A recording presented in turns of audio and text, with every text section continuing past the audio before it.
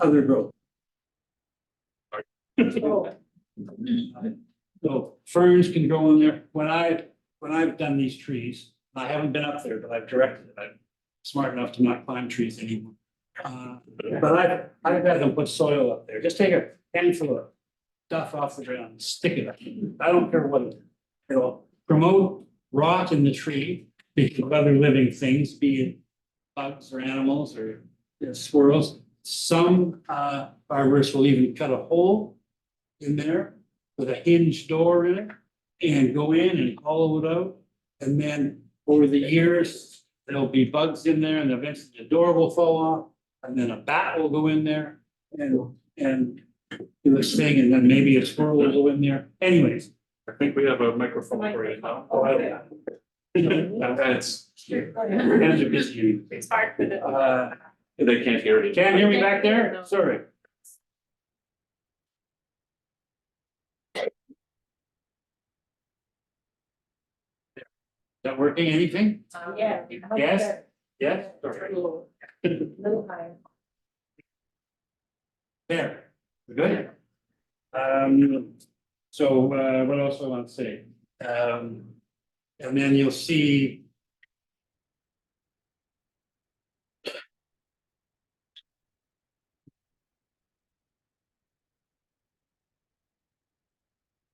That might be near the end of it. Okay, the other thing you will see is they cut the trees in about 3 heights, so maybe 4. They've taken some off close to the ground, and those stumps are all chamfered. And by that, I mean, the tops are angled. And that's really just for aesthetics. I've never seen it done before, but I did ask, and it's just to make stumps look pretty. Which is thank you, it's the prettiest part in the world, and let's keep it looking pretty.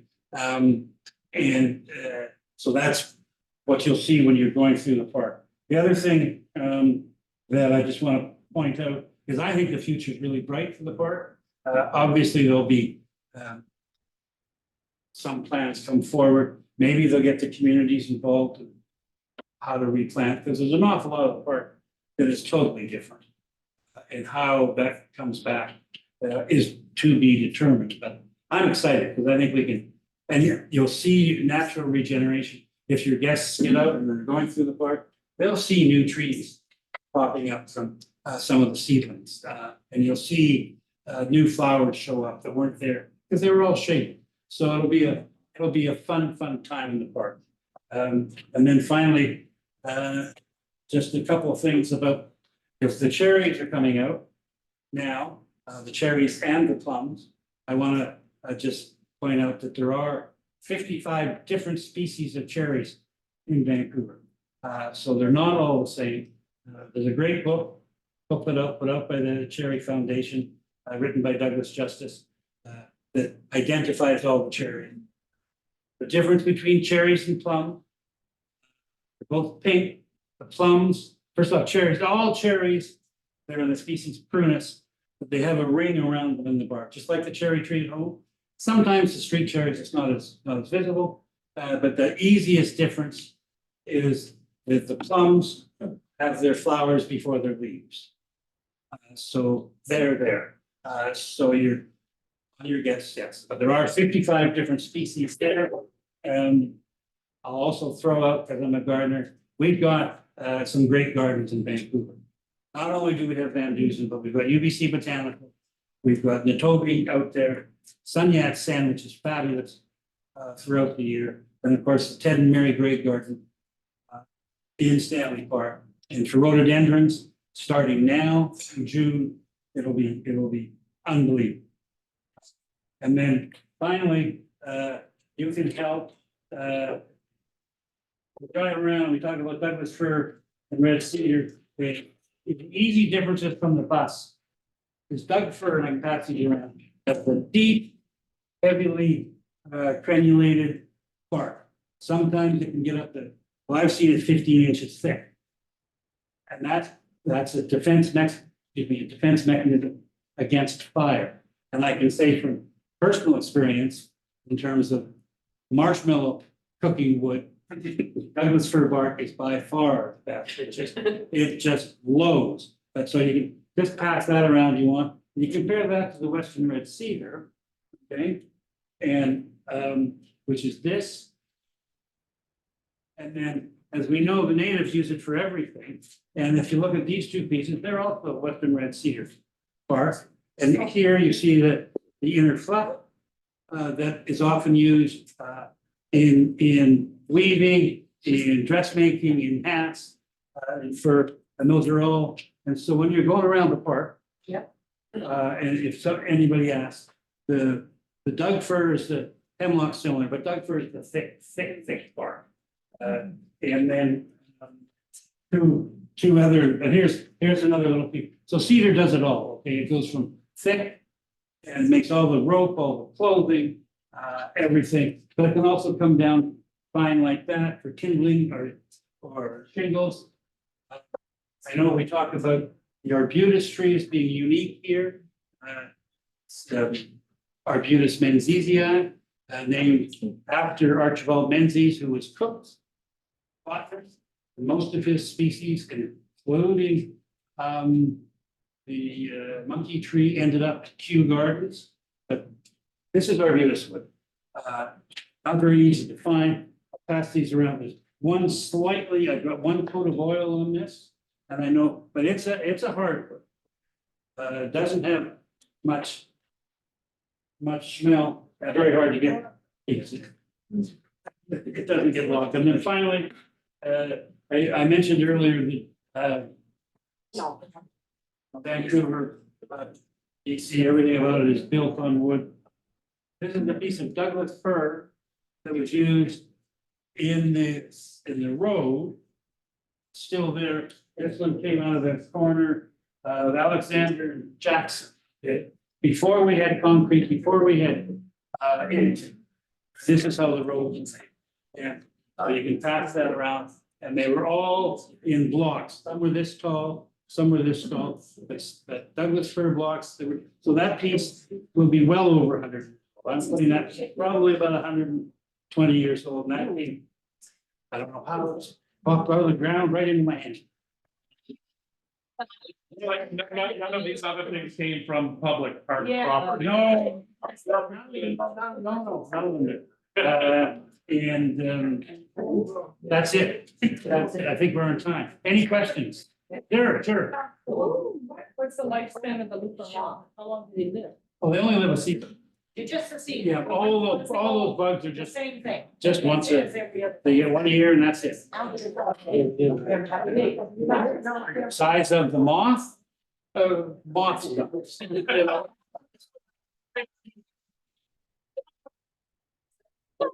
Well, that's the same.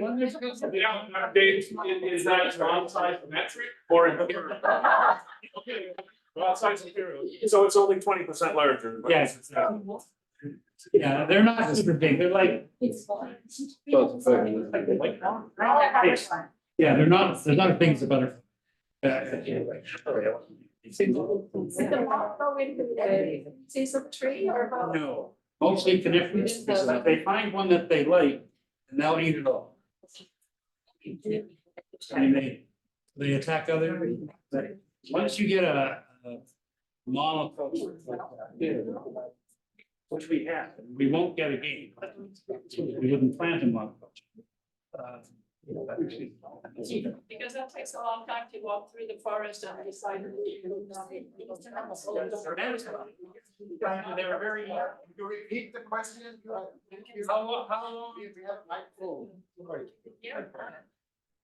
How long does a moth live?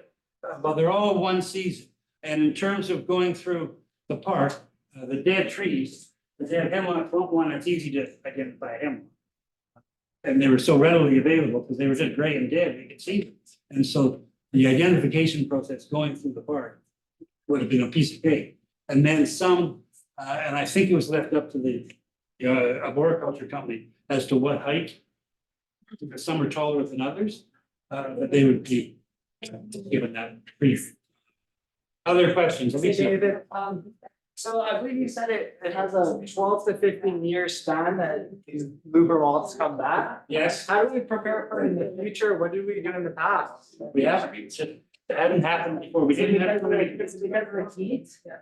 It's a combination of factors that put all the trees at stress. And once they're sick, they're done. And, I mean, we can't spray because it'll kill everything. And there's cars, no one's gonna want to spray, so. There's no fault of anybody, that's for sure, and I don't think there'll be any issues. Other questions? There was one. In Victoria, I can't remember the name of the street, but it is next to the Salvation Army store. Okay. The road there is sort of like wood cobblestone, is it the same type of wood, the Douglas? I don't know, I can't picture.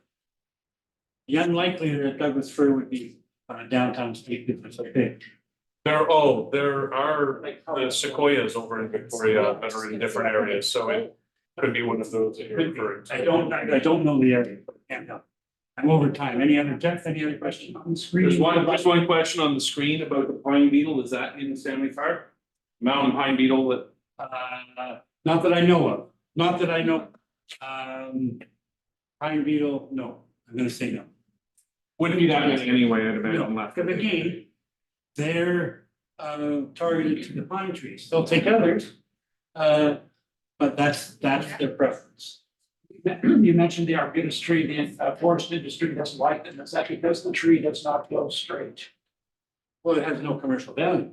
Yeah, sorry, it's a question of, and I didn't say they don't like them, we just don't use them. It's hard to come across a piece of arbutus. I mean, I've been at this 20 years and these are the first pieces I've ever come. Because they're long-lived. They're not available, they don't grow. I mean, you can't, I've tried at least 100 times to transplant arbutus. And I don't know, I've never had any success. I know of no nursery that sells them. There are some now, but they're when you see them growing in the Gulf Islands, and they're on a hunk of rock. And there's no soil there. There's no soil there. Apparently, that's what they like. Apparently, Being by the ocean and by a rocky area. Yeah, apparently, but then how do they feed themselves? Yeah, Definitely not you feeding them. Dave. No. Anything else? Great.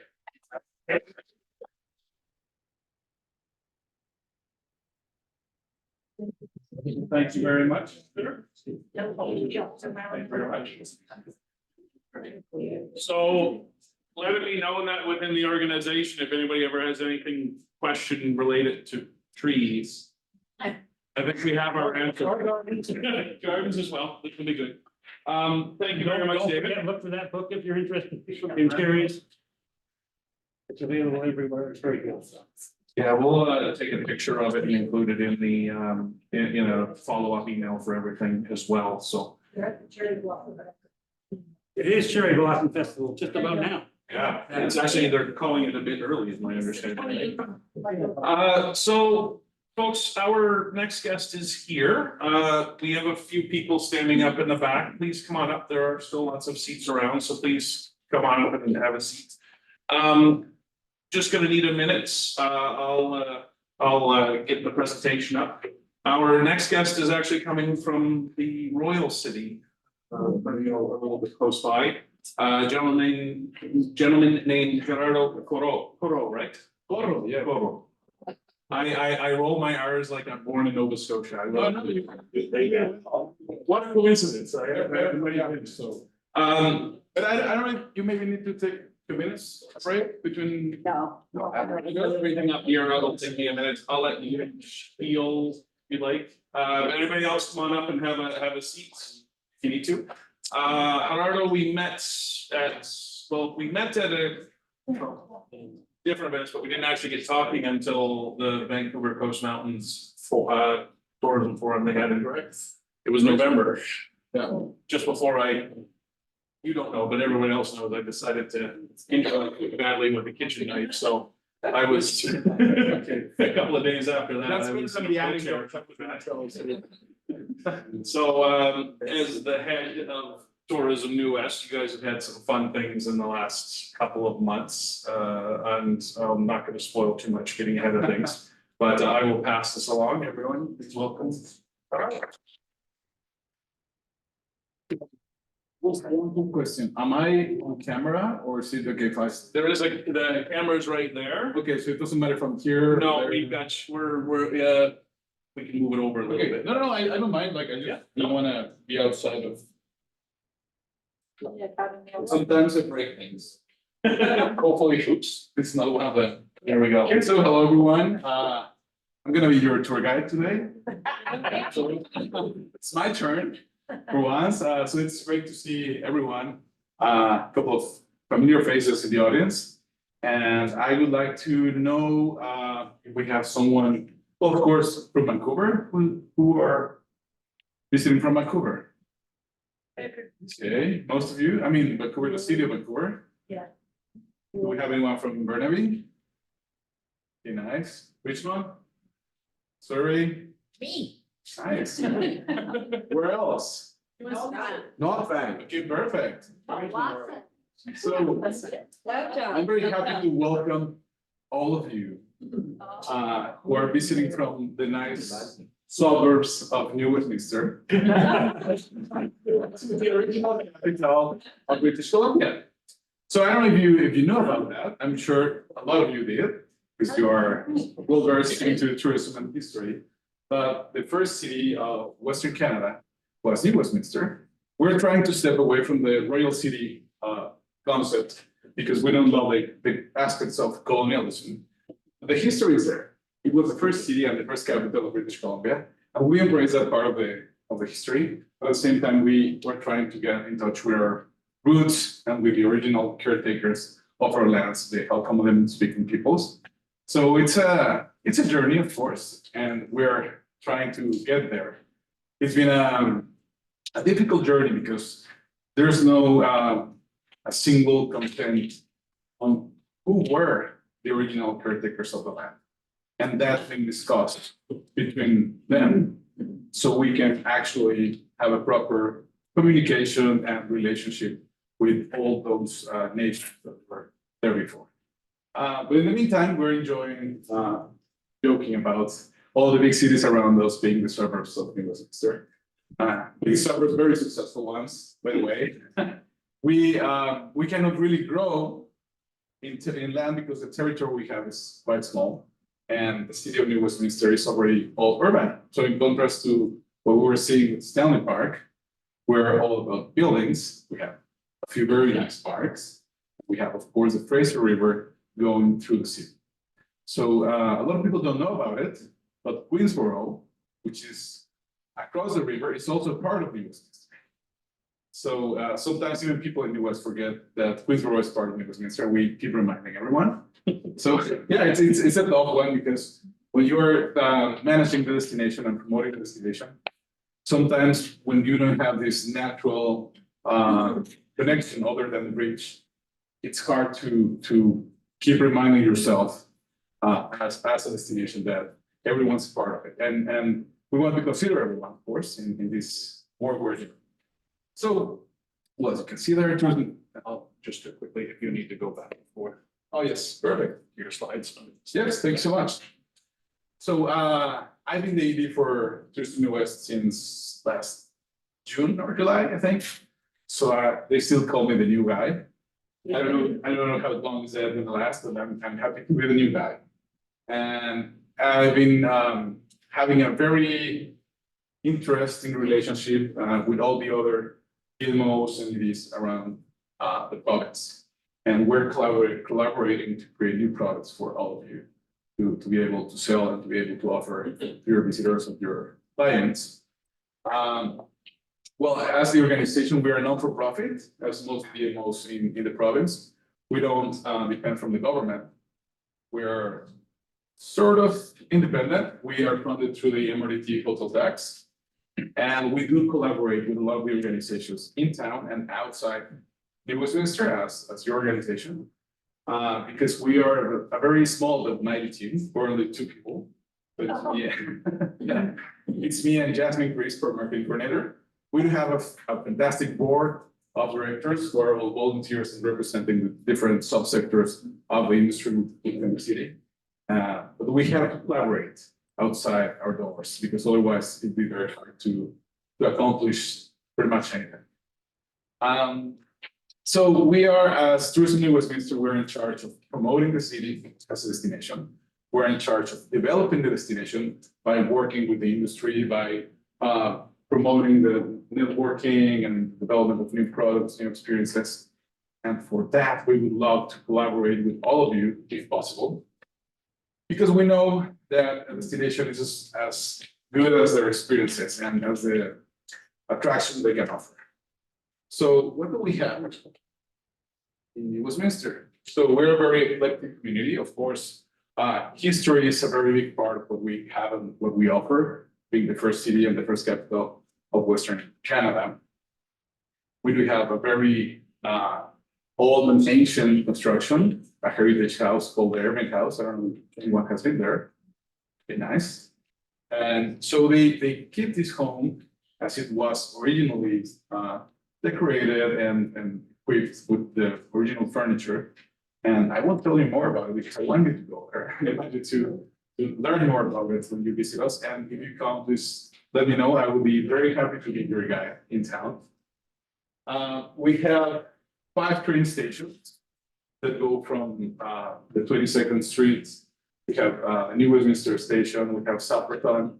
Those are the 3 most popular, well, and Columbia, sorry, or more popular ones.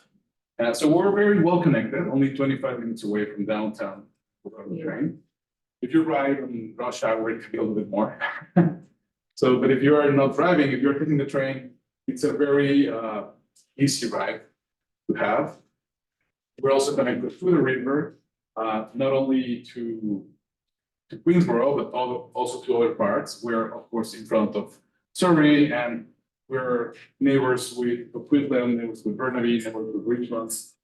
We are very close to Delta and Vancouver, so we're, if you see the map, in the heart of Metro Vancouver, in the heart of Greater Bank. So that's a very convenient situation for us. Even if we don't have that many attractions to offer as other destinations, our location is very, very good for us.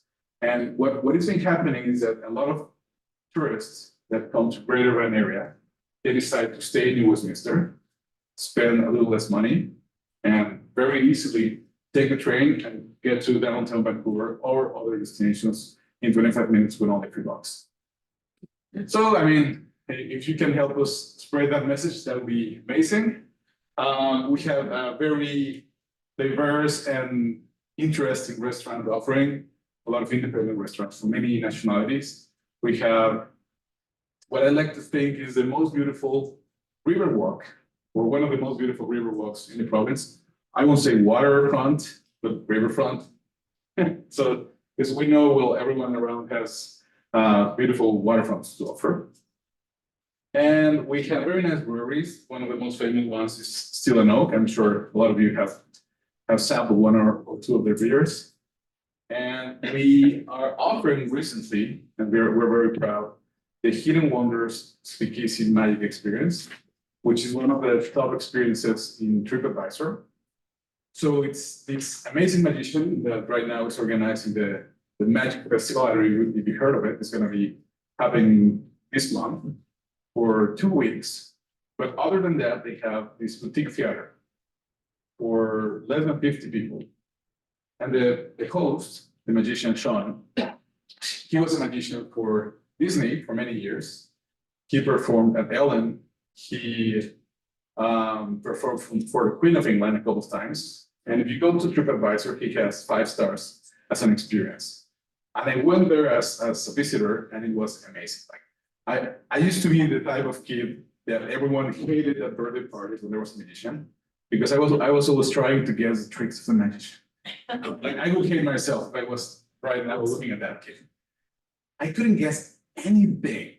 Like I'm thinking this guy might be actually magic. So for real. So it's a very nice experience, whether you believe or not in magic. You're gonna be impressed if you get to visit it. So it's a very nice experience. We have also the chocolate bar that gives a chocolate experience both in the making and in the tasting for chocolates. We have a lot of theaters, comedy show, and many other things happening. in town.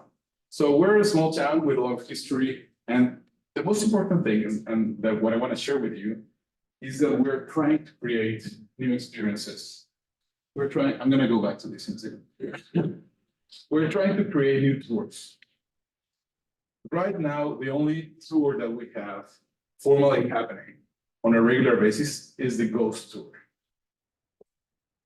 They actually call it, well, the organization is called Cold Spotters. I don't know if anyone heard of it or has ever gone on that tour. So they are paranormal investigators. They actually research these weird things happening in town. Again, I don't know if you live it or not, but if you do, New Westminster is one of those places that apparently has a lot of activity happening around. So if you live it, you can be interested and it can be scary. If you don't believe it, it's also interesting to know about it. Because we know our jobs are very much based in storytelling. So whenever we get to tell nice stories, interesting, captivating, exciting, or even scary stories, we get the crowd on our side. And then our tours become interesting. And I've always said that whenever we're giving tours, we have the option of tell things that are not necessarily historically proven, as long as we inform that. If we're not treating legends or myths or I heard that as facts, I think it's okay, as long as we're being clear that it's something that we're just using for fun. So we're trying to promote that. But these guys from Cold Spotters, they are actually trying to go back in history, like to the archives and research what has been happening in town. So they give a mix of these two concepts, which is history, real history, and paranormal activity, sorry, second language thing. So, but the idea here is that we just got to the position and we know that we are lacking experiences to offer our visitors. And since we have that much history in town and so many stories available to tell, we would love to collaborate with any one of you to sit down and help you develop a product that you could offer. And of course, we would be more than happy to promote it in our social media, through all our resources to make it a successful product. So you can count on us. One example of the things we have been doing recently, and Matthew was referring to it. I don't know if you heard of the Search for Philip campaign. Yeah. So can I see some hands who did hear of it? Okay, not many. Okay, so long story short, I'm sure you have heard of the Price is Right show that there's on TV. So it's filmed in the US, it also airs here in Canada. It's been on air for decades, I don't know how long. And this gentleman right here, Philip from Phoenix, Arizona, he was one of the contestants back in November. Well, it was early November, I think he actually went there in August or earlier. And he got to bid on a prize, which was a trip to New Westminster. So it was a trip for two people flying from Los Angeles to Vancouver. I think it was 5 days of car rental, 5 nights at the Inn at the Key Hotel, which is one of our nicest hotels in the city, and with breakfast for the two people. So he went there. He was next to the host, Drew Carey, who happens to be a comedian as well. One of the many hosts this show has had along the years. And there was this game, I'm not very familiar with the dynamic, but this game where he had to put some numbers on a scale and try to guess the price of this trip to New Westminster. Well, he overbid by far. He didn't know anything about New Westminster. He knew it was next to Vancouver because he was going to be flying to Vancouver. And that was it. And that's one of the problems we have. People don't know we exist. Even if we have very exciting suburbs around us, we're still one of the unknown cities as a tourism destination. We're working on that. So he overbid. I think he said the trip was, he considered the trip would be something around $8,000 to $9,000 US, and it was about 5. So he was far from it. And so some people were talking about it on social media. They were surprised by the price, and they were surprised by New Westminster being there as the price for the show. So we got some mockery around it. Why New Westminster? Some people were saying like, well, the guy actually dodged the bullet by not winning the prize. But the thing is that they were talking from not knowing, from ignorance, and I say it in a respectful way. Like they were ignorant about what the city has to offer. So some people were like genuinely asking like, why? When West? Actually, this guy, one of these influencers. I can't remember the name of the TikTok channel he has, but he was actually asking that, like, why New West? And not in an offensive way or trying to menospreciate. It was just like, why? So we decided to take that on our hands and respond to that. Initially, we have about 90% of the people laughing about it and saying there's no reason why New Westminster was surprised. But we wanted to show them why, and we started the search for it.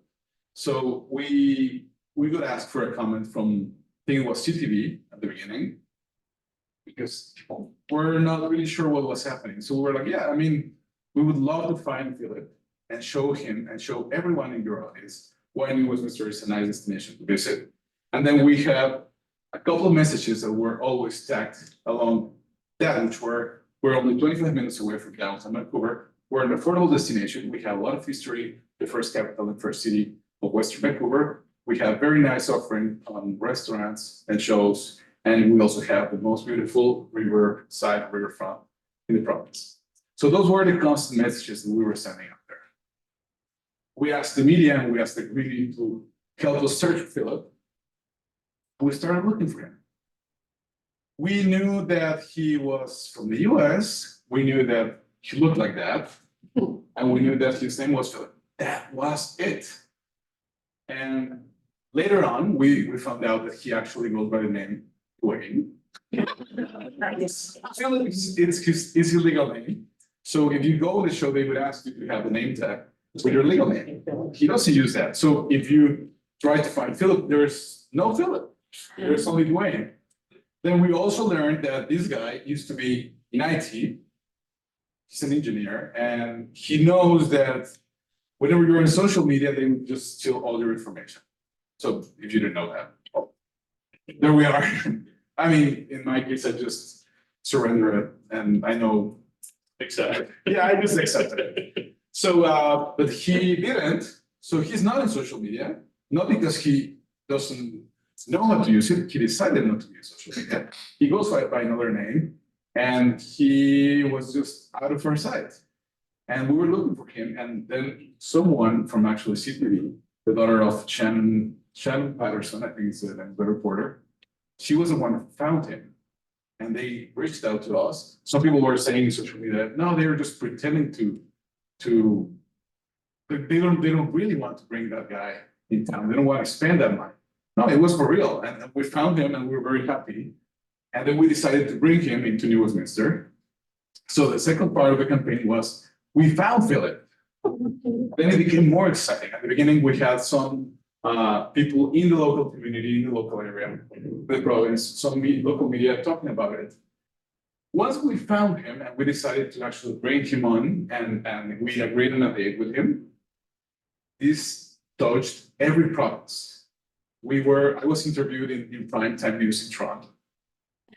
And we made it to every province. We made it to California, to Phoenix. We made it to, I don't know how, to Spain, France, UK. The total value of the campaign at the end was more than $1 million. We only spent $10,000. So that was more than like 3 years of our budget. So there's no way we could have paid for that campaign on our own. But the thing, and what I'm trying to say with this, is that we're, on the one hand, willing to do crazy and different stuff. So you can count on us, friends, and we can collaborate. Second part is that word, collaboration. We did this through the community, through the media, because we worked together. So we can do that. We can work together and we're not competing with anyone, not even with other destinations around us. We're happy for their success because if we manage to get more people into British Columbia, into the Greater Vancouver area, we all win. So we're collaborating with all other destinations, with a lot of companies. We can do that with you. And the third thing, and I'm sure you are very familiar with this, is that we believe in storytelling, the power of storytelling. So this campaign was not about Linguist Mixer. This campaign was not about the price, right? It was about this guy, this amazing gentleman from the US who lost it on a prize, and then people empathized with him. They wanted to know his story. And we were also very lucky, actually, that he had been media trained. He could sing. He went on stage and he sang a cappella a Christmas song. So, I mean, it was like a perfect storm for us. But you are all about storytelling. Well, not all, in a big portion, and so are we. So we can be very good friends. And well, just to wrap it up, after he came in town, he was here for, I think it was 5 days.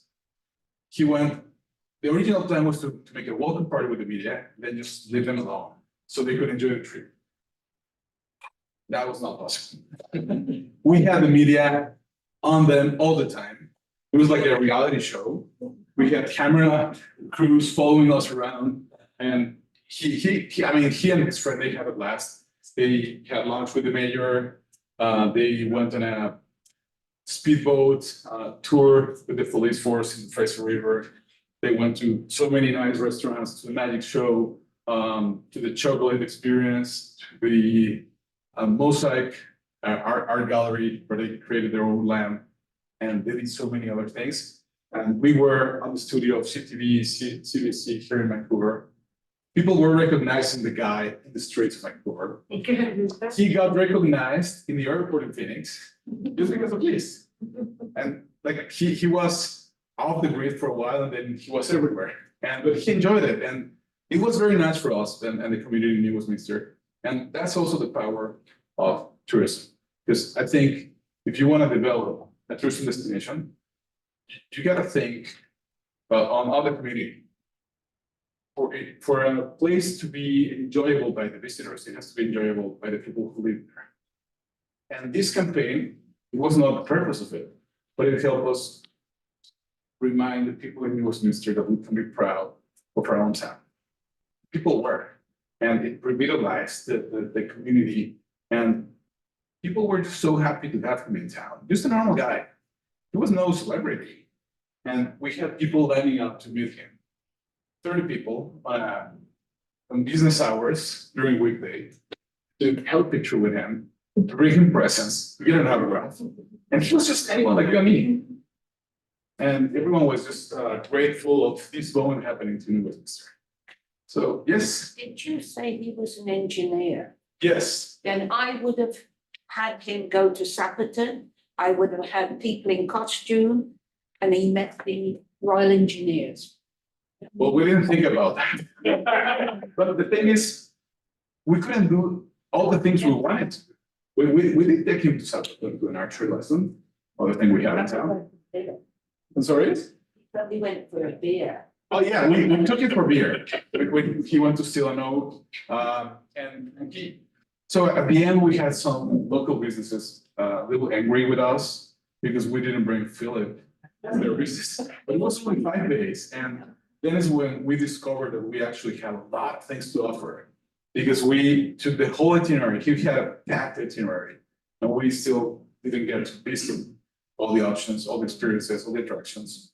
So that's good news. So it sounds like Found Philip Part 2 is going to be the next step. Well, it could be. For So 24. So it was search for Philip, we found Philip's itinerary, Philip in New West, so like different hashtags. Philip is coming back. He will come back for Pride. So he belongs to the LGBT plus community, and he was very well received by some of the people who organized the Pride Festival, and he's considering coming back for Pride, so fingers crossed. We'll see that. And so we kept it going for a while. The first part of the campaign was 31 days in a row on the media internationally. then it kept going for a while. We had a Villa Field campaign where we did a giveaway. And we had some other people enjoying that experience without the airplane tickets, because that was pricey for us. And we don't have much of a budget. And then last week we had the Visit Tourism Conference in Victoria. We just received an award for the marketing innovations thanks to this campaign. So it keeps paying off after.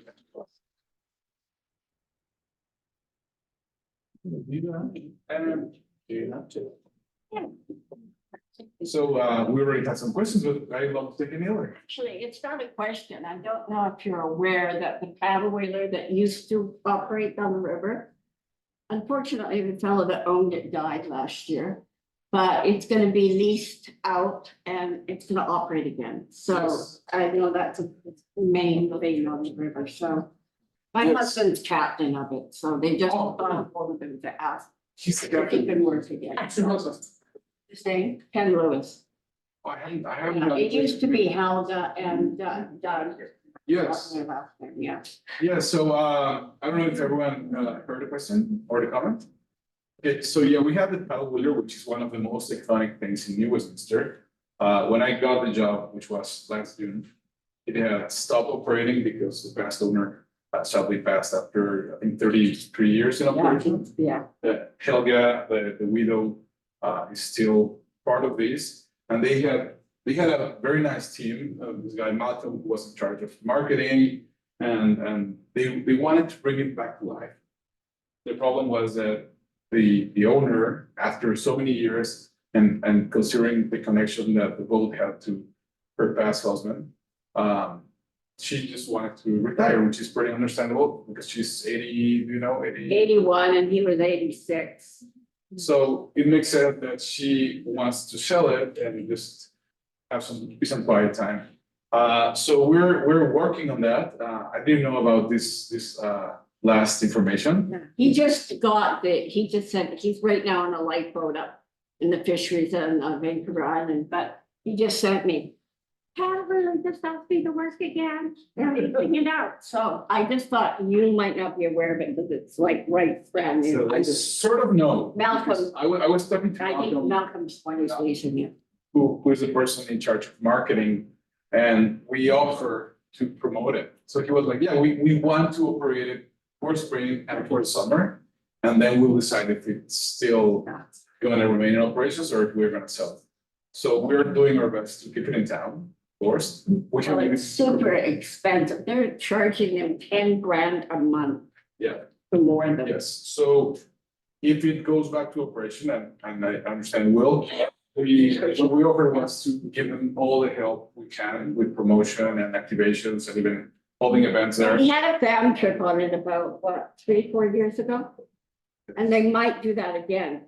I think that Well, tour guide Probably association, does that. let's get people to, right after they did some renewals to call things, some renovations. yeah, They yeah, did they the are. renovations and they were doing the fam trips and we had COVID. It's all of us. Yeah. And Anyway, that, just something I wanted. no, thank you, that's a great piece of information. And actually for everyone, because if we get the paddle holder operating again, I think that's also a great opportunity for any of you to bring your roots there and make some business and have some fun.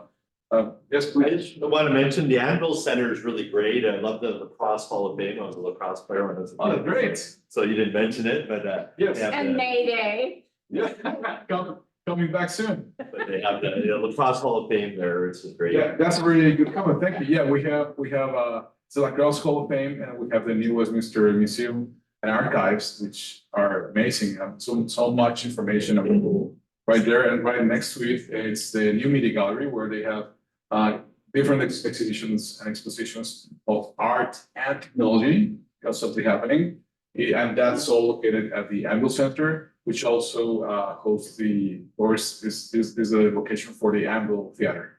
And we're going back there and then hear the please go ahead. I was just gonna make a comment about that House of Magic. Yes. Everybody should go. It's one of the most entertaining evenings you will ever spend. And it's not just the magic, it's the pattern this guy has. He's fabulous. So, it's right around the corner from the Columbia station. Oh, okay. So it's right there on Carnival Street in downtown. It was Mr. Station. You will not see it right away because it's speakeasy on purpose. But once you're there, you have to actually figure out your way in to the main area. So, I mean, it's all like a labyrinth on purpose to do that. The name is, it's a very long one and they, whenever I don't say the 5 words, they look like, my ears would be like buzzing because I know they would be thinking like, oh, this guy is gonna get it all in. So it's Hidden Wonders Speakeasy Magic Experience. AKA as the Hidden Wonders.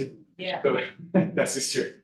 It's, we're going right here in front with the gentleman in gray and then here. No, not anymore. I changed my mind. Oh, here, the logistics just break. He's shy, it's okay. But you know, in tourism, we have to improvise. So whenever things don't happen as expected, we just keep going. Please, back there. The question is, would you be starting some fan tours of New West for people who are not familiar with Yes. maybe all the tour guides or managers, Yes, and I would love that for you. if you have the budget, we have a gentleman there on the left, his name is Jeff. He can handle the bus and he can sign up people. That's amazing. Yeah, we're definitely planning on doing It's something. one way of getting, the word out kind of thing. So where we are right now, we are working on developing a couple of experiences. We're working on our new website and some piece of information that we want to have ready. So when we have that plan, but everything is back in place and working. This is an anecdote. When I got the position, I didn't get like a proper handover because we didn't have an ED for some time. We didn't have anyone in marketing for a while. So it was a couple of our directors were operating without being paid. And so it was a very rough patch for Tourism New West. So right now we're trying to get everything back in place. So we can actually start doing the things that destinations should be doing, like FAMs. Yeah. And of course, you're all welcome to visit us. I promise we will organize at least 1 or 2 FAMs very soon.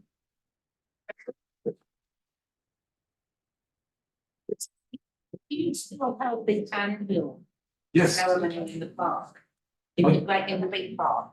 the annual ceremony. Yeah. With the It annals. was great when. Yeah, they were talking about it. So I understand it stopped for a while and then they're bringing it back. With Yeah, it's, so we have, it's the Hayek Association. That is kind of. Is that the Hyatt Square? So some of it is at the Hayek Square, some activities are happening at the Pier Park. But I think they are going through some changes of the Hayek Association. So they will be operating, but we're still waiting to hear how it's gonna be this year. Years ago, though, I went to it, but it was in the, I forget the name, it was huge park. Queen's Park. Queen's Park. And it was in the middle of the park. Are they gonna be shooting the counts? Exactly. Yes. Yeah. Going down. Yeah. So, yeah, we're waiting to see what of that is gonna happen. Chiefs that have a road attractions. We still do. Yeah. Some of them have both. Last year we have Car Free Day, Uptown Live. We have Pride. We did have the food truck festival. I don't know if you've heard of it. It was very famous. That stopped happening, I think, in COVID. We did have the Feast on the Fraser, which was a season where restaurants would offer unique experiences where you could buy tickets to it, and we're trying to bring that back. So hopefully this year or next year. You used to have the one up at 6th and 6th. Yes, It's that's a big one, a big. that's Uptown Life. And that's a very good one, and that's happening this year. And you got a great blues bar. Well, the one on Columbia Street? Yeah, so They got a great player. we did have a even better blues bar, the Burn, but I think they are talking about. Well, I cannot really tell. They're talking, and we're expecting some new breaks coming to town, and we have a lot of performers in New Orleans. There are a lot of talent that go from comedy shows, magicians. We have a couple of choirs, we have an orchestra, we have a circus school. So we're gonna be doing a lot of things around that. Expect some surprises by the end of next year. It's a long time, but it's a big project, so hopefully soon. And yeah, I don't think Any other questions? All good. Thanks so much. Thank you very much, sir. A little thank you from all of us. Much appreciated. And it's my birthday, so.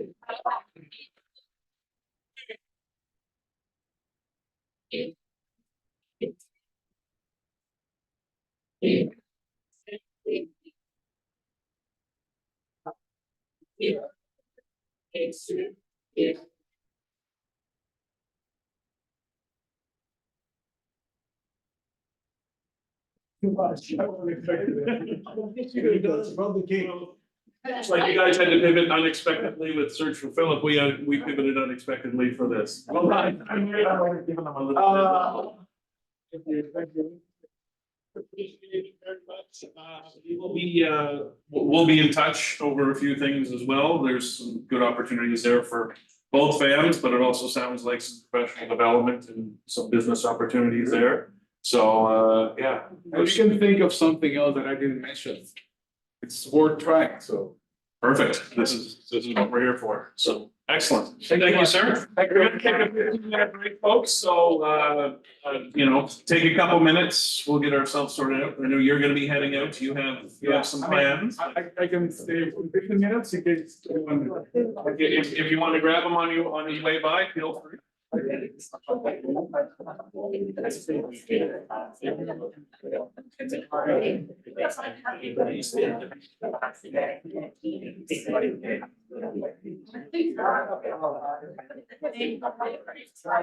the Zoom, just hang tight.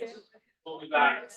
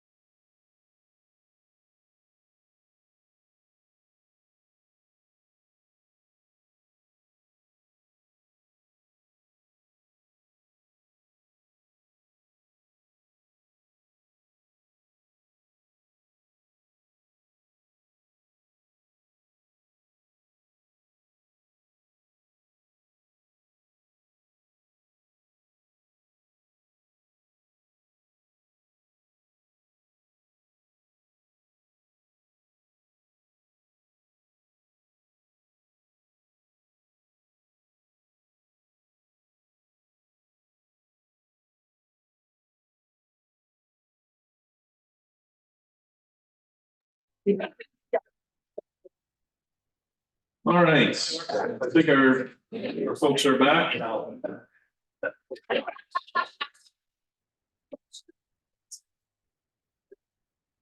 right, hi everyone, back on the Zoom if you're there.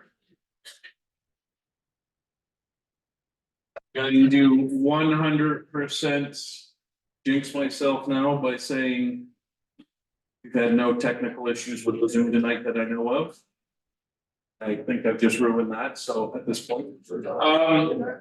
Couple of little things here, just quickly, once Jim has done a little bit of a presentation here about eBus. FYI, more door prizes courtesy of eBus.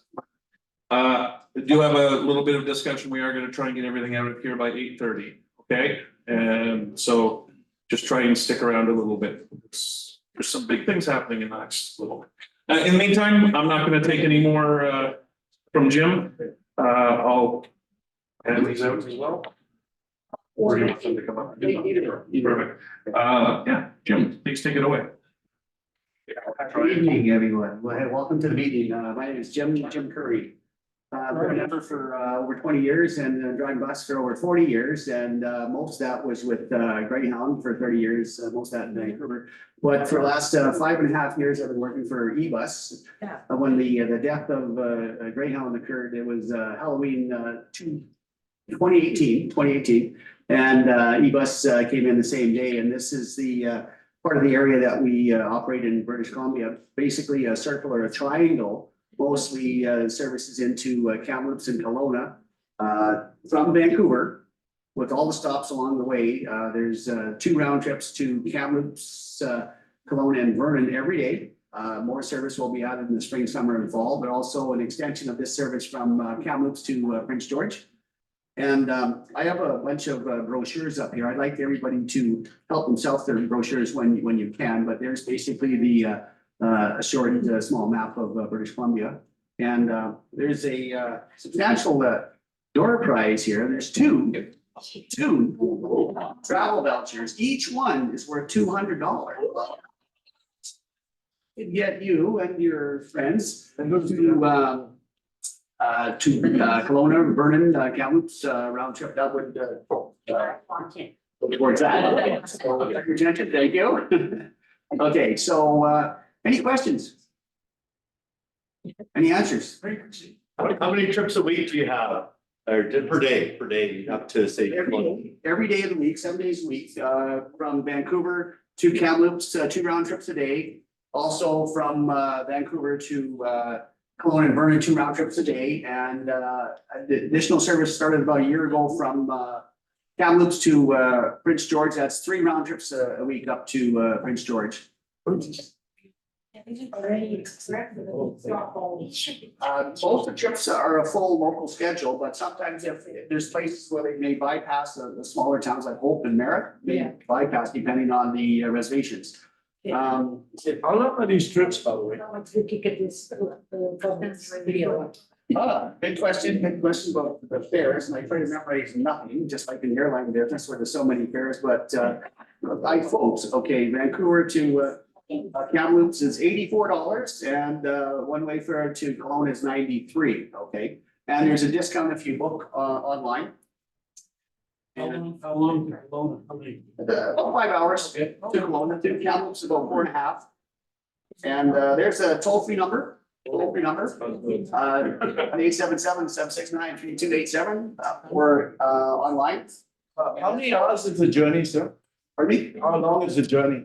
To Kelowna about 5 hours and to Kamloops about 4.5. Thank you. I can quote that in mileage. I know the exact mileage to from Vancouver to Kamloops. I don't drive. I just want to know how I sleep on the bus. Sleeper buses, and perhaps we all remember Greyhound. I worked there for about 30 years and I don't miss it, frankly. I knew this company is better. Okay. So the buses are newer. All buses are about 4 years or less, and that's pretty good in the bus business. I've been in the bus business about over 40 years.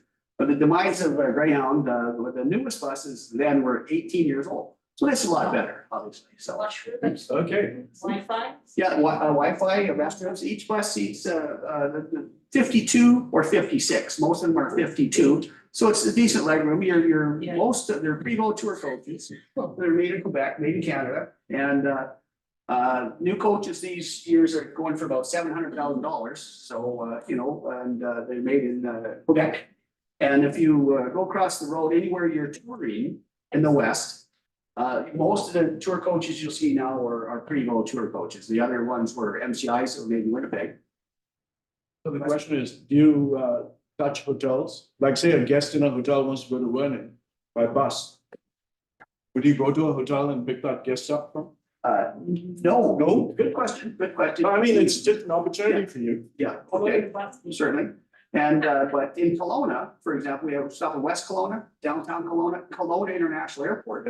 And we also service Abbotsford International Airport, which is good if you're going to or from in and out of Abbotsford, which is really over the years has been expanding rapidly before virus, then it died a bit. And now it's building back up with airlines like Flair and WestJet are flying out of Abbotsford to Calgary and Toronto. Okay. I was talking about the Vancouver hotels. No, our Vancouver terminal is at Pacific Central Station, Okay. and which is well serviced. You go to the bus doesn't come to you. Right, yes. Old school. Yes, yes. But that is good to have one location for us rather than driving all over town making pickups. Right.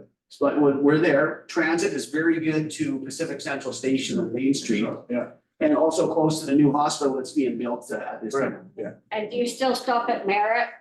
Yes, you'll see on these map that the routes will go from Vancouver to Surrey, Abbotsford, Chilliwack, Hope, Merritt. And then there's a split, they'll go into Kamloops and then to West Kelowna, downtown Kelowna, Kelowna International Airport in Vernon. And in between the Okanagan and Kamloops, they also service Armstrong and Salmon Arm, Sorrento and Chase. That's a problem. Any more questions? Any answers? Charter, so if there's a tour Yeah, company charters that's. are available. But the bus here in British Columbia is a subsidiary or division of a bigger corporation in Alberta and throughout Canada. Pacific Western Transportation is rather large. And but the main start of the company for since 1950s was in Alberta, and big in Calgary, Edmonton, Fort McMurray. And they have an extensive scheduled and charter services available in Alberta and expanding in British Columbia with we have other sister companies located in Prince George. You had a question? Right, you gonna have a discount or not? If there was a massive discount. Good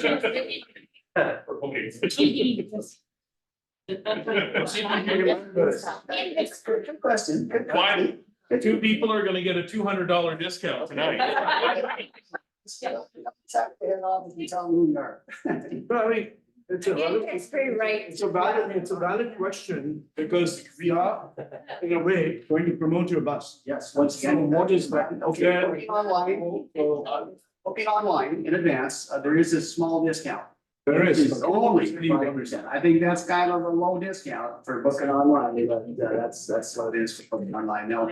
Or the best way to book is with the toll free number. Yeah. Or the myebus.ca. Easy, easy. Okay, I'll see you on board someday.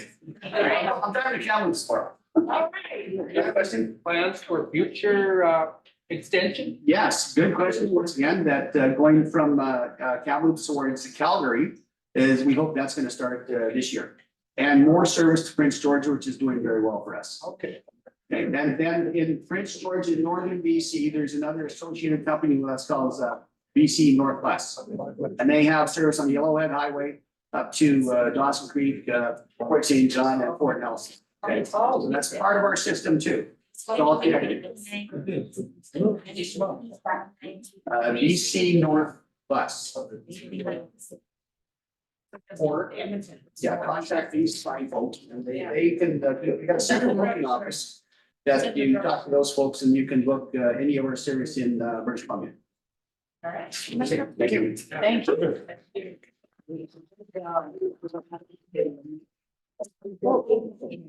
Appreciate it. We're just, Exception. let's do the first of those two E-bus, well, we can do both of those E-bus draws. Glenn, are you ready to go for that one?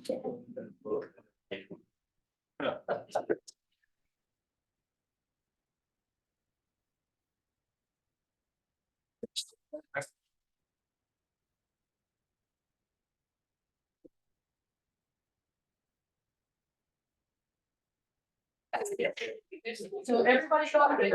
It's everyone that's wanting one of the door prize tickets, got them. We're gonna give away these two right now. Rest them in half an hour. Jim, feel free. There you go. Yes. One, Okay. 4-4. Yes. 6-4. Yes. 3-0. that's our first one. Somebody scrutinize that one. We need to make sure. He's got it. Thank you. Make sure you get the name, Jeremy.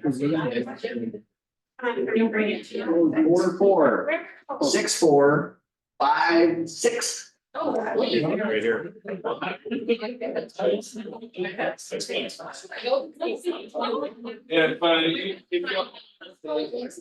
Next one. we're just gonna grab a quick photo with everyone together. I'll grab it. Okay. You want this? I wanna head over there. So we have to get the names. Need the names. Yeah. Yeah. In the middle. Okay. Congratulations. No, sure, I'm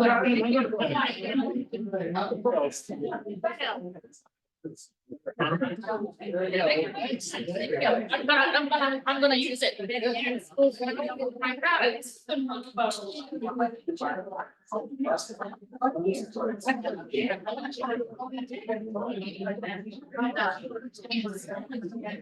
Sit there.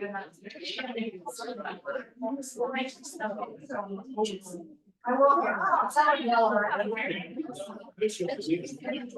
Did you? I always said yes. I was.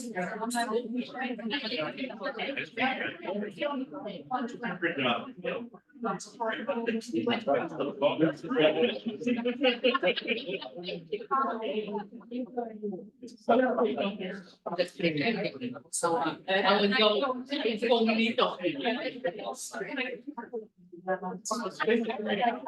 All right. Busy few things. I just want to give a little bit of an overview of things for the next little bit. As we only have one more meeting before the summer break. So those of you that are new to us, you know, we take a summer break because everyone is usually gone and working during the summer months. That being said, it also leads me into this before we get to the end of the year. We've had a whole bunch of new members in the last little bit. If you are a new member here, right, you please raise your hand. All right, hi. So haven't gotten to see all of you yet. And we could just take 2 minutes, if you could just stand, introduce yourself, kind of briefly what you do for tourism, and then we'll move on to the rest of it. Would you like? I don't have a wireless mic, so we have to practice our bus skills. It's broken. Parade McCallum, so I've been in the tourism industry I used to be airline tour operator for many years and retail. And then now I've been tour operating for about 12 years. I worked for Scenic Tours and I worked for. You have a little length. Okay. I did Vantage Deluxe Travel. I did over 45 to 50 trips to Alaska, land and cruises, and around the world, basically on cruise ships. And then I went to Scenic Tours, a lot of the Rockies, of course, a lot more Alaska with Scenic.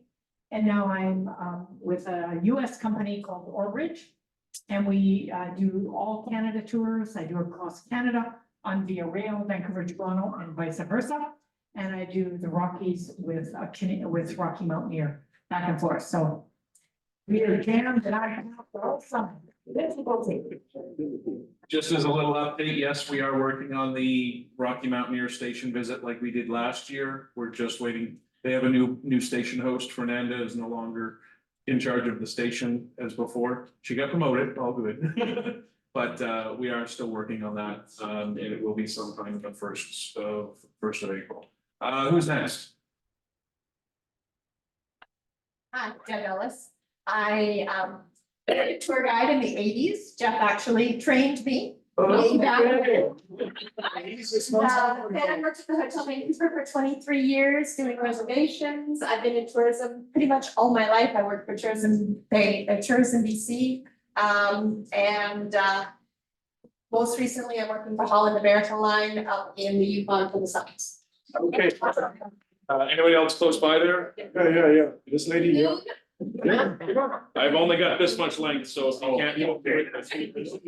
Dan Chow, I'm at the opposite end of these two previous ladies. I have absolutely no experience in tourism. I have made a transition from being a lawyer for 35 years to now retired. Okay. And for me, this is just a new opportunity to meet people on a social level. I'm most interested in doing city tours. And if you really do want somebody who does know the Rocky Mountains, I suppose I'm the one. I was actually born in Banff. You're like a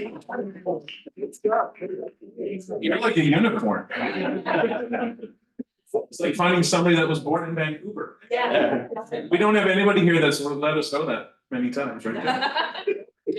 David too, yeah. Who's next? Yeah, this. You're not getting away from it. I'm Morgan, semi-retired. I work 3 days a week with the inter-hospital shuttle. So it's a staff shuttle from VGH, St. Paul's to Children's and UBC Hospital. But I have been retired from West Vancouver Transit or Blue Bus. Driving up to Rich Bay, back to Rich Property, all these routes. Got on with a trolley company, did a rounds there, and then Horizon Coach Lines, they sold out to charter bus lines, tracks. So we're just looking for something else to do. Another Jeff. I'm gonna meet everybody.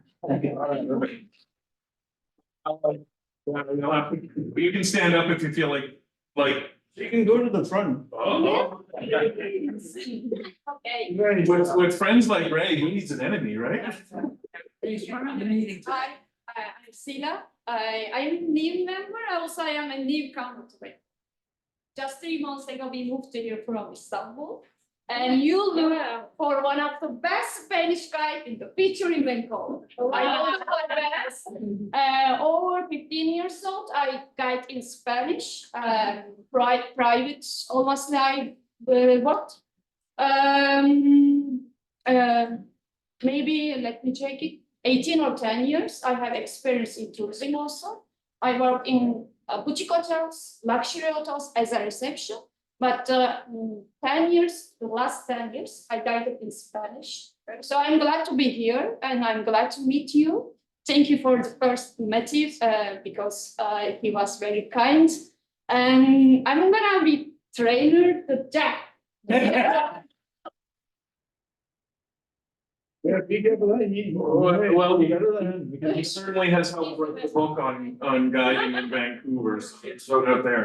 I believe we have another guest next to you. Yeah, go ahead. I know. Hi, my name is Alp. I worked with the 20 years hospitality in my country for the hotels. And he's my husband.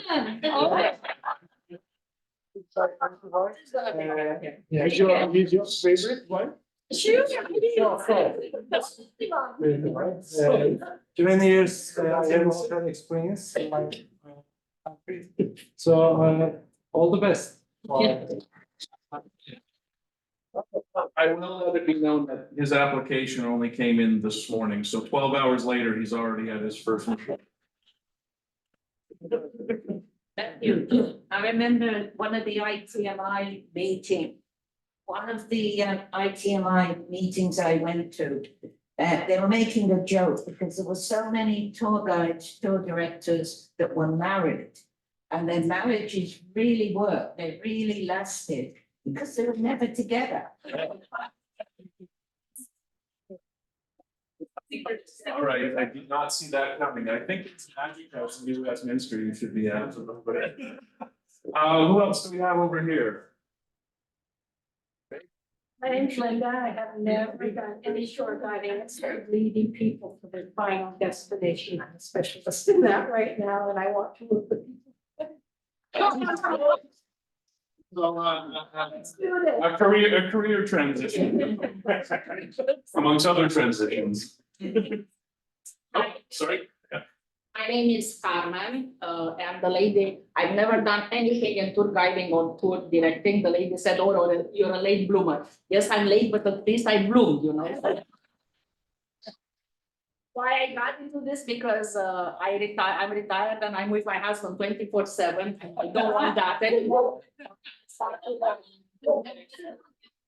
I'm training with Jeff.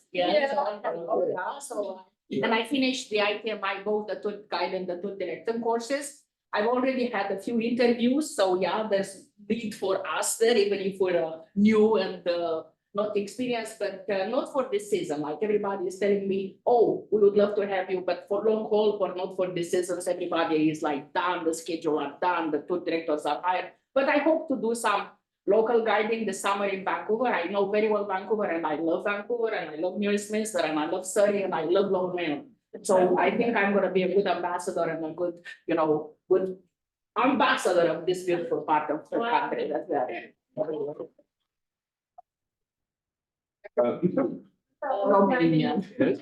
That's tour guide since many years, but I just decided this season to join the guide association self development. I think many of you know my face at the. Anyone else in back? We're good? Yeah. Oh, hey.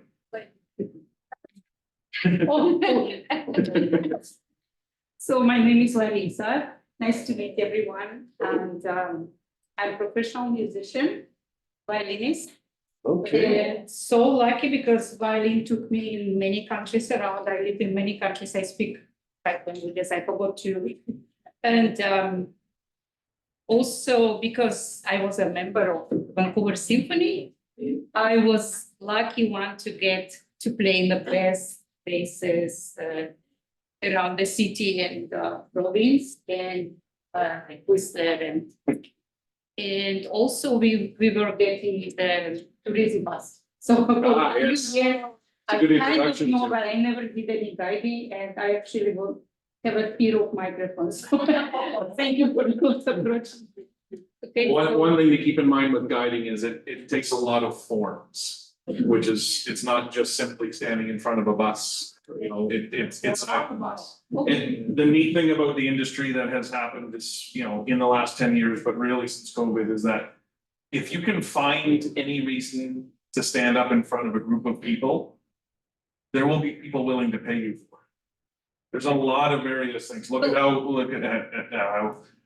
food tours have gone off. If you have a specialty that you can, edutain people, there will be a market for it. So that's the cool part. And play violin. Yes. I used to. We do have an AGM coming up. I mean, it might be a good way to showcase some skills. You will get good tips. Yeah, too bad I didn't bring my violin today for happy birthday. So. Yeah. Next time. I gave a talk last week to a retirees group that I belong to.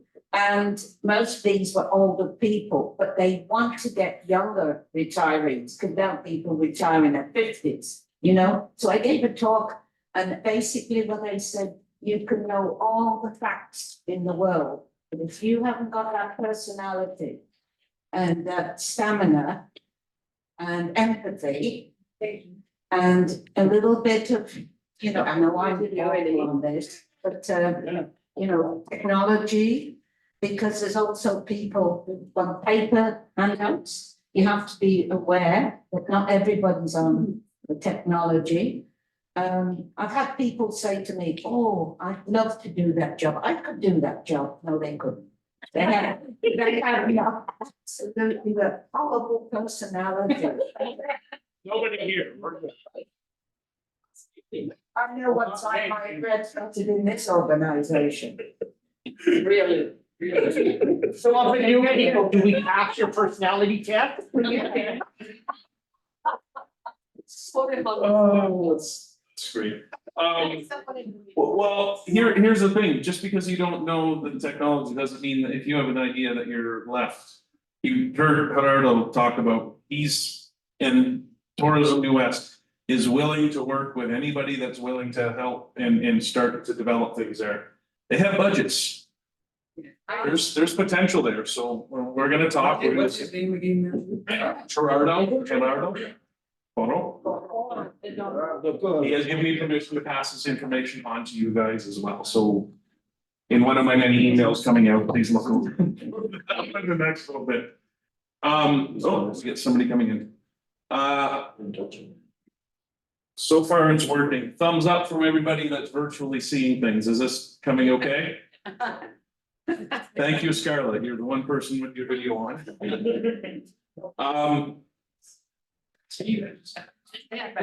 I see. So I want to go over quickly a few other things in the next little bit. I want to get us out and going.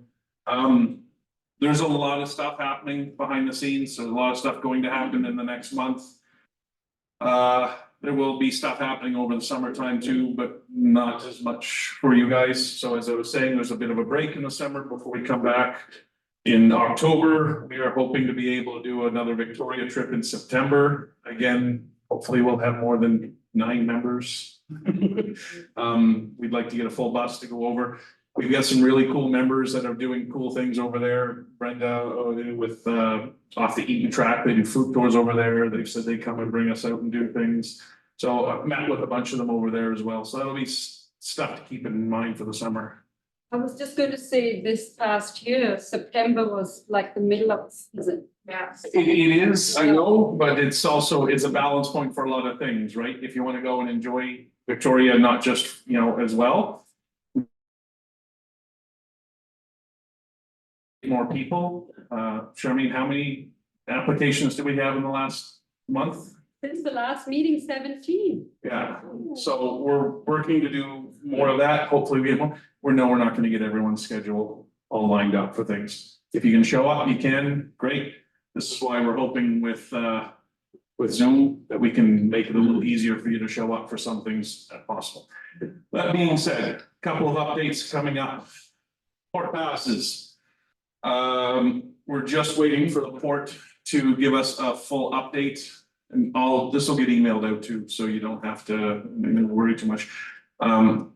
I met with them last week. There are some changes that are going to be happening. They are going to have their regular open house on the 21st. They don't want us there because they're giving us our own open house. We're gonna have a CTGA specific site visit, question and answer session. And at the same time, you're gonna be able to get your port passes directly at the port office at that same time. It is most likely going to be on the afternoon of the 20th.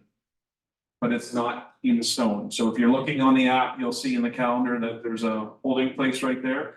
Registration is not open yet, but it's there. As soon as we get a confirmation, then registration will open. So we just have an idea. Okay, so on the regular open house, you guys don't need to go. We're gonna have our own specific one. We're bringing 50, 60, 70 people. They wanted to have that.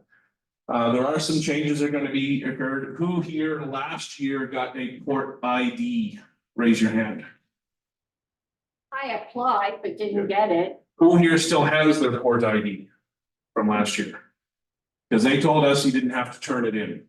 They would like them back if you do have them. There's a new series of a new owner for operator for the port. It's no longer Series SSA, so they're just trying to tie up loose ends and find all of these other things. That being said, all ID cards from last year were only valid for 1 year. You'll be getting new ones anyway because of the change in the ownership and such. So keep that in mind, and we'll do that most likely on the afternoon of the 20th. Passports, the order went in. I had ordered 150, which was roughly what we ordered last year, and we had about 40 that never showed up when it came time to check them out, right? So we had about 110 people that turned in passports for auditing and got their so we should be good for that. That is going to be given out at the end of the AGM, which is the next thing. So you may have seen it earlier. A little bit of a change. It's going to be a bit of an event. The idea being that I want you guys to show off to industry. So if you have a business, if you have a company, if you have a product, we're gonna have our own little showcase. I have been talking with everyone from Capilano right on through to, bus companies, tour companies. They want to come, and you guys can show off your product skill or what you do. If you have a business, great. So a members expo for the first little bit of the afternoon. We'll go into the AGM. Some of you were already on the Zoom the other day that I had discussing some of the proposed bylaw changes. We're gonna do another one for membership levels. There's an update that we're hoping, a series of updates to pass for membership levels as well. You'll get the recording of the Zoom the other day, but the other ones, most of those are, financial, because now we have a credit card in the mix as we didn't before. Some diversity, equity, inclusion changes instead of a bylaw saying, in the absence of, the president, his successor, blah, blah, blah, blah. Things like that, just little grammar things, just updating it. So most of those will be a rubber stamp sort of process for the AGM. We'll hash it out in advance. And then afterwards, we have a keynote speaker who is willing to come. Lady named Mavis Dumont. She is an Indigenous storyteller. She worked with the Surrey School Board for years. She is now living on the island. She has a really interesting background, and she is willing to come to speak to us as a part of this event, right? So you'll see it is not happening in the evening like we've done for most of our other meetings. This is going to be an afternoon thing. Now, I know some people have already mentioned that there's the John View update happening that same day, okay? Part of that is members expo is beforehand, AGM will be afterwards. It's going to have some overlap. I know it's not going to work perfectly for everyone. It's what we could do. Especially with if we would invite to industry, having those 1 to 3, 1:30 to 3:30 option for everybody that has, a company, an attraction, a tour operator, a tour agency. Well, they're working business hours, right? So if we're going to invite them, we need to be working with their schedule as well. And then clean up, and then we'll on your way out the door, you're going to have your personalized tourism passport handed to you, sort of thing, right? We got the passports last year on April 13th. Haven't heard any delays with the challenge this year as well. But part of the reason for combining the passport challenge and the AGM is because last year's AGM, we had 34 people show up. We needed 25 professional members to have quorum. We had 25 professional members show up. For the passport challenge, we had over 120 people. That's right. Vincent, how much did the passport meeting cost us at SFU last year? Oh, $1,500? $300 just for coffee? $300 just for coffee, because we couldn't bring our own things in, sort of stuff. It was a great venue, great options. But like everything else, it's cost money. So if we can combine some of these things, that's what we're trying to do. Yeah. When would you do the vote then? Is it for the John people that they would be there on time for the vote?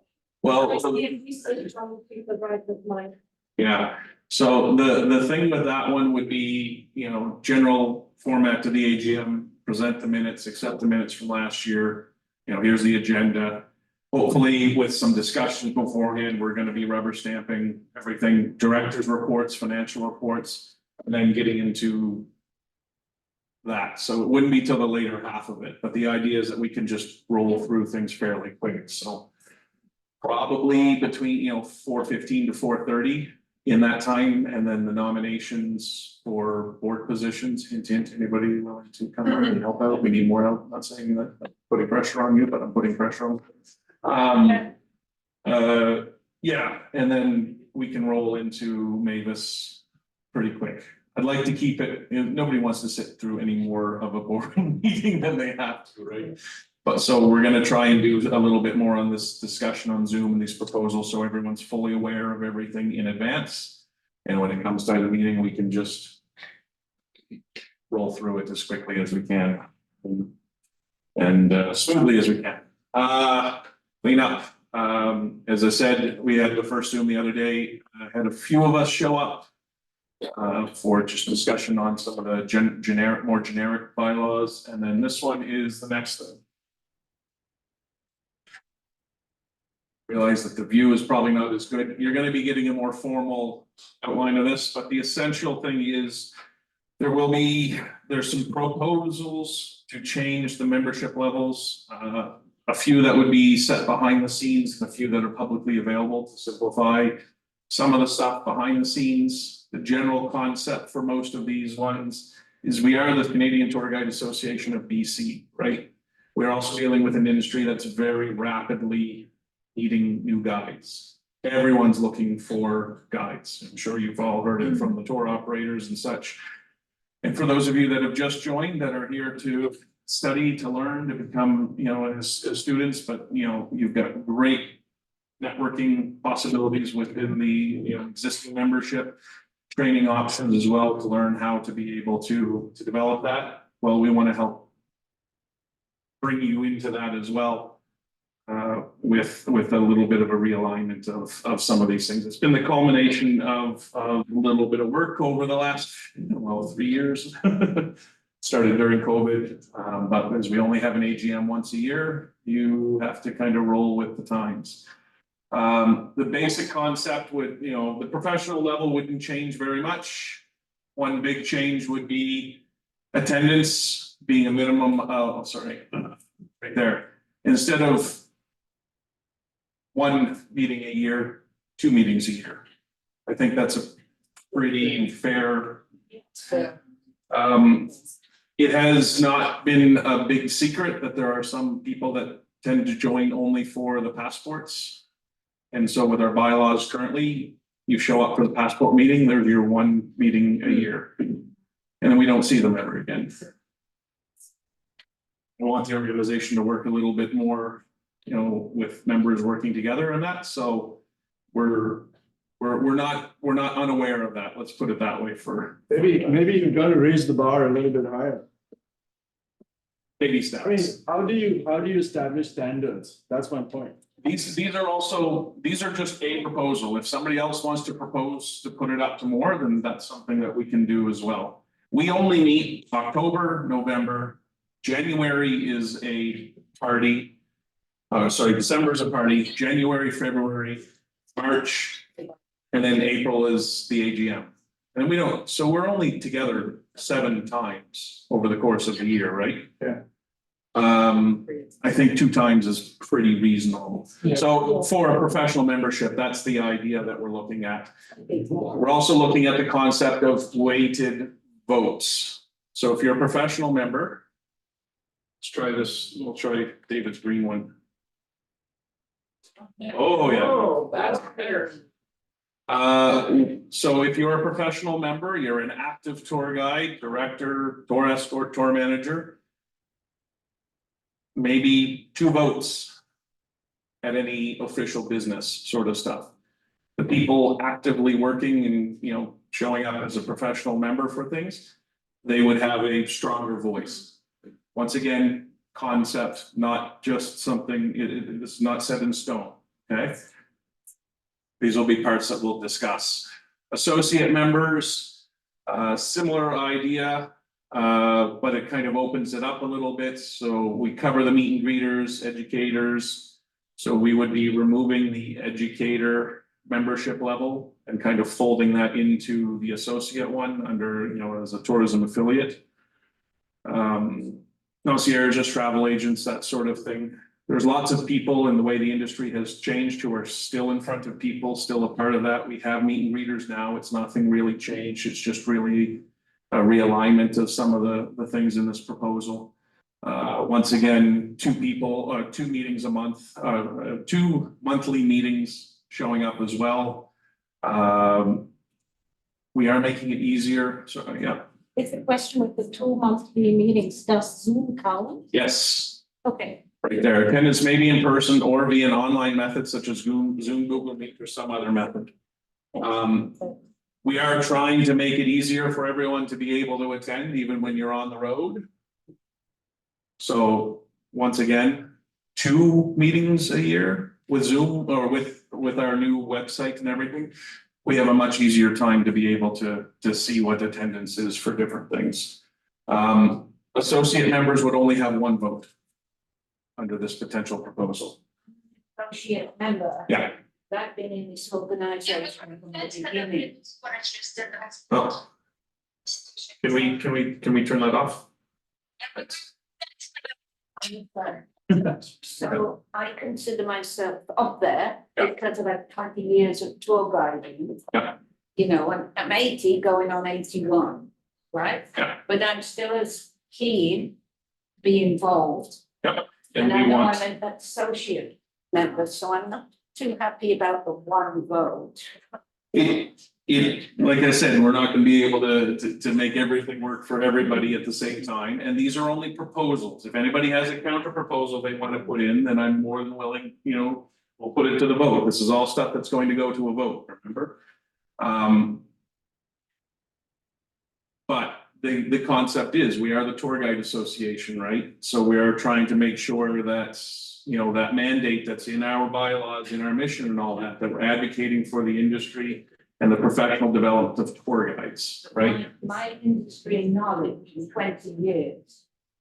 And everything I've seen and done, and anybody like me, not just me, it's got to count for something. I'm not saying it's not going to count. I'm just saying that, and there's nothing to say that you would sit under associate if you wanted to become, you know, to be the professional level as well, as long as you qualify under whatever we vote in. That would be a part of it also, right? So, as I said, proposals. This would be available like the professional to be publicly available on our website when you apply for so public facing.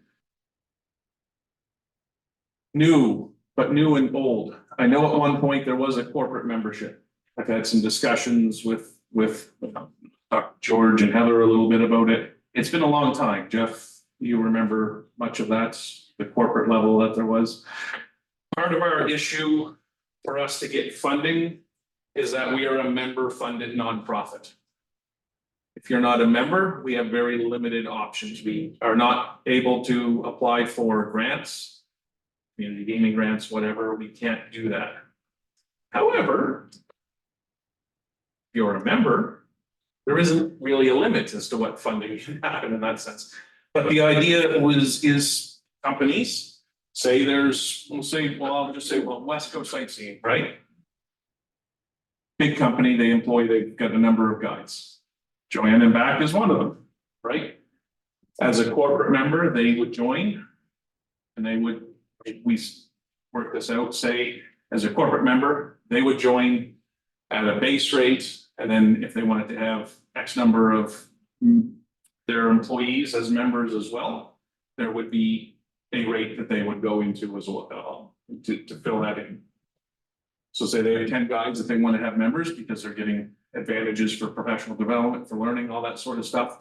Corporate base rate paid for by that company would still only get 1 vote or a weighted 2 vote. It wouldn't be 10 of them being able to vote, that sort of stuff. The corporate would get blocked.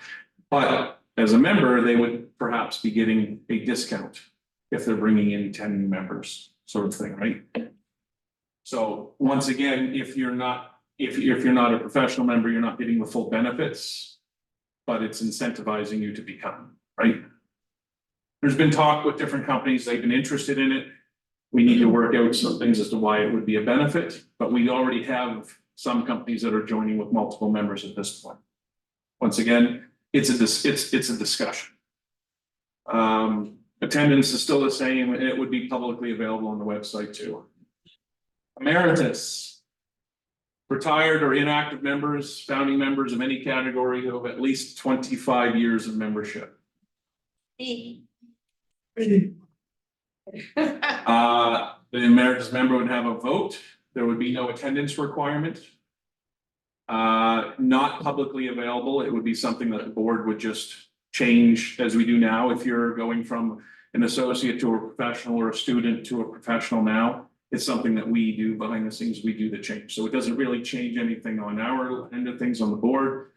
But the idea would be, and all of these are just the guidelines, the specific policies we would still write out to that. But the idea would be that still having the people who are not active in the industry, still having a voice in the industry and being a part of the association. With the launch of the, we're almost done. With the launch of the mentorship program, the idea is making sure that there's something that everyone can contribute no matter where they're at in their career, right? Alumni, former members who still want to be socially involved, they wouldn't have a vote, they wouldn't be a part of that. That side of things, if they wanted to, there wouldn't be an attendance requirement, but they would still be, alumni of the association, right? Once again, it would be applied for and we would just change it behind the scenes sort of stuff. Still show up at meetings, still have a voice. But once again, if you're not actively working, then, the way to vote is still a little bit different in that sense, right? Student members, everybody that's new to the industry, it would be little different. It would be a cheaper option to join. Say it's $25 a year or something like that for students. There would be no votes. Obviously, you're still learning. It's still a part of that. You're using the resources that we have as an association to help you develop that, with the intention that you're going to, after the first year, you're going to be able to qualify starting into the professional membership or associate membership levels, right? There would be an attendance of 50% requirement, which I would think would be a fair amount. So at least 50%, 4 meetings a year. And it would be a publicly available option on the website. Yes, Jim? It's tax time of the year, but everybody should know that joining fees and annual dues are tax deductible. Did not know that myself, so if they are. It's equivalent to union dues. Carmen, where'd you go? It's an expensive doing business. Yeah, I always put mine in every year. Another one would be the honorary members. Okay, people that are in the industry that we would deem as an association that we think it would be a good thing if we brought them in as an honorary member. They wouldn't be an attendance requirements. There wouldn't be, a fee, that sort of stuff. It's a position that we would have, but they would be there. So somebody say, a few years down the road, we develop a long-term association with Tourism New Westminster and Gerardo is there, and we vote as a member that we would make them an honorary member of the association, right? Doesn't really change anything else about how everything operates, but people that have helped us would be a way that we'd be able to help them. And then, providing that connections through that. And then sponsors, a sponsoring member. So maybe they don't want to be a corporate member, but maybe somebody finds some generous company that wants to give us some money for whatever reason. We would have a sponsoring member level because once again, member funded nonprofits. We can accept a maximum of $10,000 a year in unsolicited donations from anything else. But if they're a sponsoring member, law is fun and semantics, right, Daniel? So that's what we've been looking at there. So we have 11 membership categories right now. This would be 7, 4 of which would be available on the public's facing website, right? So these 4: professional, associate, student, and corporate, and then sponsoring, honorary, alumni, and emeritus would be part of a review by membership committee, sort of. Couple of changes. There would not be a designation for senior or out of town. Those changes wouldn't be there. There would be appropriate fee changes based on the levels that you wanted to go to, kind of offset that. But for those of us that are working out of town or joining from Victoria, for example, sort of stuff, we do pay every month to use the Zoom board here. You know, if we're gonna go do a Victoria 1 day a year trip, we have to look at those costs as well. So we're not looking at canceling out anybody from Victoria and making them pay more and getting nothing more. No, we want to make sure we're giving the members there something as well, but we do have to cover the costs for it. The whole concept of these proposals would be emphasizing the tour guide part of our name, whether you're an escort or manager or whatever, but you're still the guide. As I said, Canadian Tour Guide Association of BC, and emphasizing everyone getting into the professional side of things. The affiliate side of it going, you know, concierges, and that would open us to connect to more tourism areas and network there. Funding with the member funded nonprofit aspects, and hopefully to address the shortage that the industry is starting to see and the demand that's there.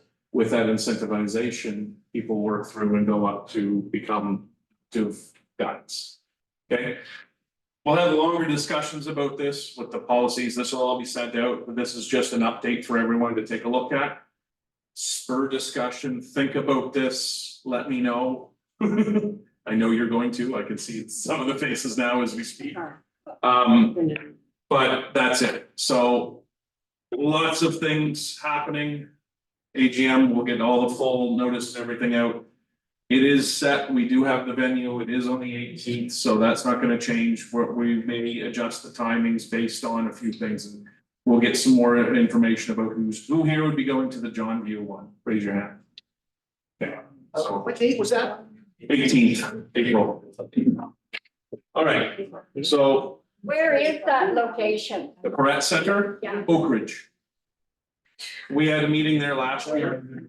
So it was big gymnasium. It was the one with Ali from Vancouver Detours and Aaron Chapman, the author. That was that venue. It's a big open gym. So yeah, it's by St. John Ambulance. So yeah. So people will be able to come at any time, right? So hopefully we'll have at least the 25 that we need for quorum. Now, that being said, we're gonna quickly start doing door prizes here since we have a whole bunch of them. We'll start from the smallest up to the biggest. Yeah. So keychains. First one. 425. 425. The last 3 digits, 425. 425. Got it? There we go. I was gonna say, that's for one of you 3. Perfect. Perfect. Perfect. So we got a few branded items coming up. Finally, join 421. There we go. Yep. 465. Go Marianne.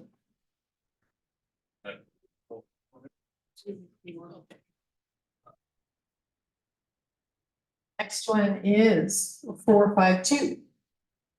That's one of them. 5-2, so probably. Yeah. Kathy, Where's your ticket? It's really it. I hate it. Okay, and then the next one will be 428. So these are the smallest things, but they are, they're branded CTGA keychain bottle openers. So as far as I'm concerned, it's the most important one, so. Great cap for this. We don't have a liquor license now, we're not gonna. There's 3 BC wooden card marks, so we'll get 3 of those. 432.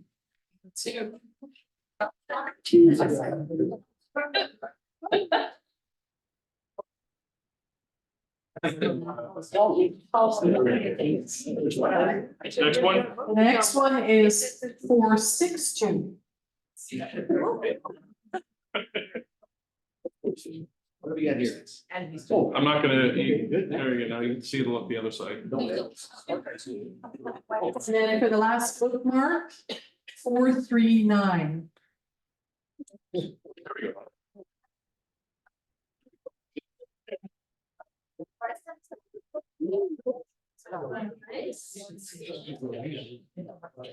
So for a set of posters.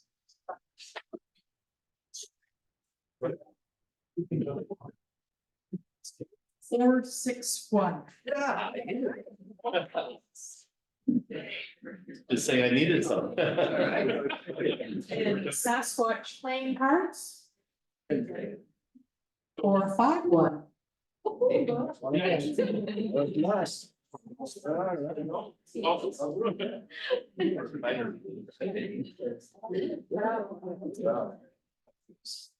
do the calendars. I know we're in March already, don't. Okay, so for 2 calendars, 2 tickets. 435. But.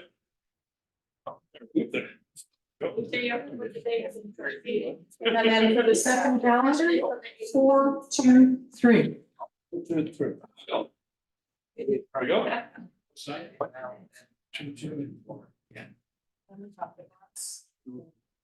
So 3 more, notebook. So, Indigenous notebook for BC. 463. Vincent.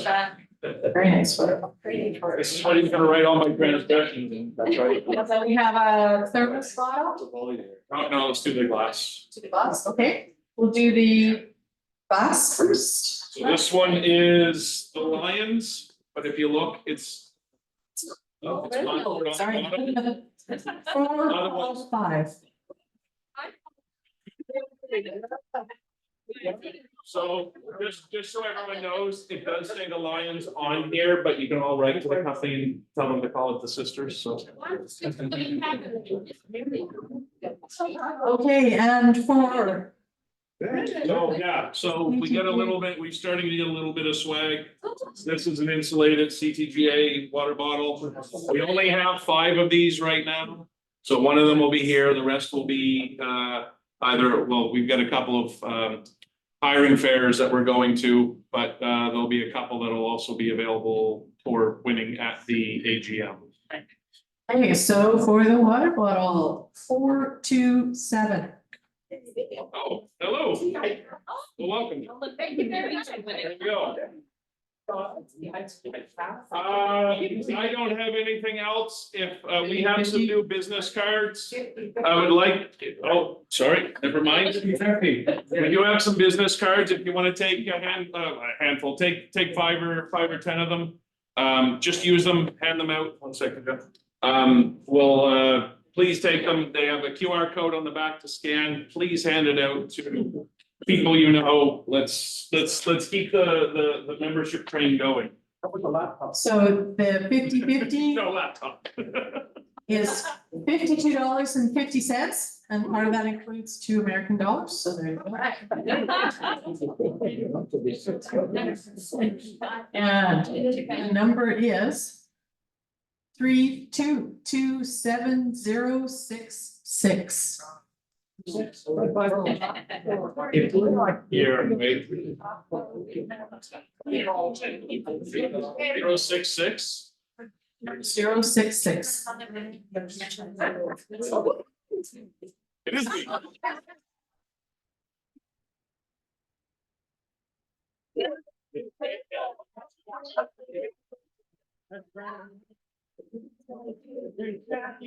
Yes, I did do like AGM at the passport, sorry, April, my wife. If we if they give all foundation to somebody. 100%. I think you would have emailed earlier. Yeah. And that's not gonna be a problem. Okay. We just have a form that people fill out just to make sure that it's picked up by somebody. Okay, is there a form for the? It'll be, I'll send it out. Oh, great, thanks. No worries. Yeah, if you wanna take a minute. Everybody, thanks for coming tonight.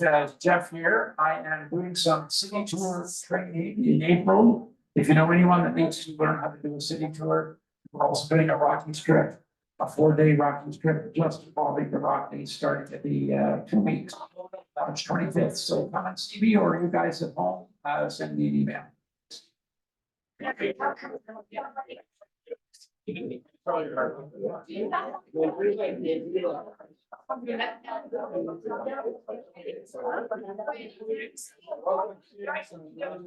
Thanks, everyone.